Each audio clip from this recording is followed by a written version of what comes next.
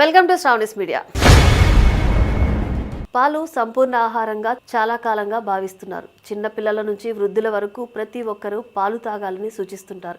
అయితే ఇటీవలి కాలంలో పాలు ప్రతిరోజు తాగడం ఆరోగ్యానికి హానికరం, పాలు ఎముకలను బలపరచవు, పాలు క్యాన్సర్కు కారణమవుతాయి వంటి అనేక ప్రచారాలు సోషల్ మీడియాలో విస్తృతంగా కనిపిస్తున్నాయి. ఈ ప్రచారాల్లో కొన్ని నిజాలు ఉన్నప్పటికీ చాలా వరకు అతిశయోక్తులు లేదా పూర్తి ఆధారాలు లేని వాదనలే. అందువల్ల పాల గురించి శాస్త్రీయంగా తెలిసిన విషయాలను తెలుసుకోవడం అవసరం. పాలలో అధిక నాణ్యత కలిగిన ప్రోటీన్లు, calcium, phosphorus, potassium, vitamin B12, riboflavin వంటి అనేక ముఖ్యమైన పోషకాలు ఉంటాయి. విటమిన్ D కలిపిన పాలు తీసుకుంటే ఎముకల ఆరోగ్యానికి మరింత ఉపయోగపడుతుంది. పాలు తాగితే ఎముకల నుంచి కాల్షియం తగ్గిపోతుంది అనే వాదనకు ప్రస్తుతం బలమైన శాస్త్రీయ ఆధారాలు లేవు. సరైన ఆహారం, వ్యాయామం, విటమిన్ Dతో పాటు పాలు లేదా పాల ఉత్పత్తులు తీసుకోవడం ఎముకల ఆరోగ్యానికి ఉపయోగకరమని అనేక అధ్యయనాలు సూచిస్తున్నాయి. అయితే పాలు మాత్రమే తాగితే ఎముకలు బలపడతాయని అనుకోవడం కూడా సరైంది కాదు. పాలు తాగితే శరీరంలో మ్యూకస్ ఎక్కువగా తయారవుతుందని చాలామంది నమ్ముతారు. కానీ పరిశోధనల్లో దీనికి స్పష్టమైన ఆధారాలు లేవు.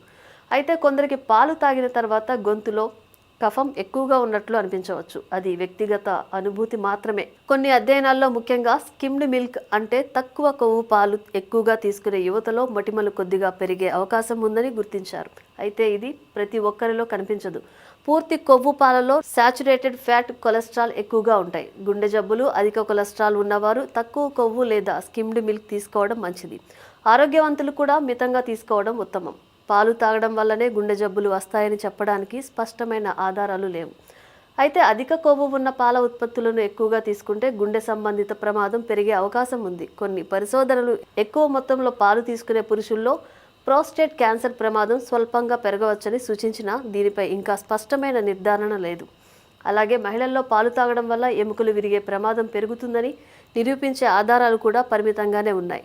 కొంతమందికి పాలలోని ప్రోటీన్లపై అలర్జీ ఉంటుంది. ఇది ముఖ్యంగా చిన్నపిల్లల్లో ఎక్కువగా కనిపిస్తుంది. అలాంటి వారు వైద్యుల సూచన మేరకు మాత్రమే పాలు తీసుకోవాలి. పాలు పూర్తిగా హానికరమని చెప్పడం ఎంత తప్పో, అందరికీ ప్రతిరోజు తప్పనిసరిగా పాలు తాగాలని చెప్పడం కూడా అంతే తప్పు.